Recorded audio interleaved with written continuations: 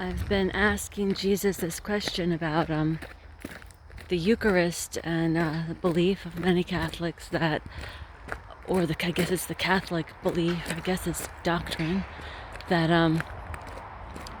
the body and the flesh and blood of Jesus are actually to be found in the Eucharist, and that's why you should kneel and take it on the tongue to show reverence, because it's his actual body and his actual flesh. And apparently there's a question as to whether it's symbolic or actual. And I asked Jesus and I didn't get an answer. I didn't know why I didn't get an answer. And I had written a comment on someone else's video. It said, and I explained that I encountered Jesus in a strawberry, in a sip of water. I recognize those as miracles placed here for us. And this truck pass. No worries. So,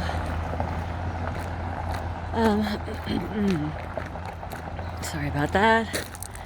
And I made that comment on someone's video about this, and he said, "Oh, take any old strawberry, whatever." Like, he sort of made it seem like I was so ridiculous for thinking a strawberry is less of a miracle than a wafer or blood or whatever they do. I don't know, bless a wafer maybe. That you couldn't find Jesus also in a strawberry or a sip of water. He's only to be found in the Eucharist. And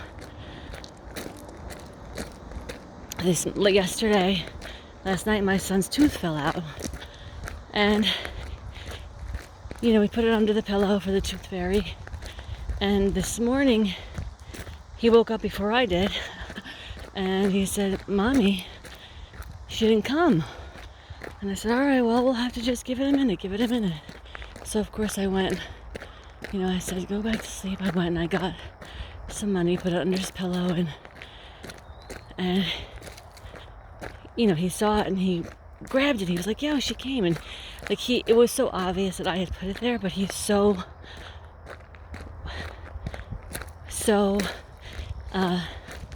invested in believing. He so believes that he doesn't see that. He believes she came. And I understood about the Eucharist also because of another comment by a woman named Kathleen Ross, who commented here and said that she too has had direct experience with Jesus. And she said, it's written somewhere, he said, "I am where you find me." And I thought, yes, that's exactly it. And there's also on this other channel, this person on the other channel, I think his name is Robert Nugent. The channel is Dick Crevy, determined to be Catholic. He said that there was a miracle in Guadalajara Church in Mexico. That morning, that the Eucharist, where the Eucharist was held, would look like a beating heart. And then a woman took the Eucharist in her mouth and it was beating in her mouth. And he took that as proof that that's Jesus, that the Eucharist is actual flesh and blood. But through all these things, I understood that, I was the fairy godmother who put the money under the pillow. I'm Rafi's parent. I love him, and I want him to believe that. So I did it. I believe that this miracle in Guadalajara, I believe it, but not because the Eucharist is the flesh and blood of Christ, but because that's where people who believe that encounter Christ. Therefore, he might as well be there. Do you know, like in flesh and blood, he is there because you believe it.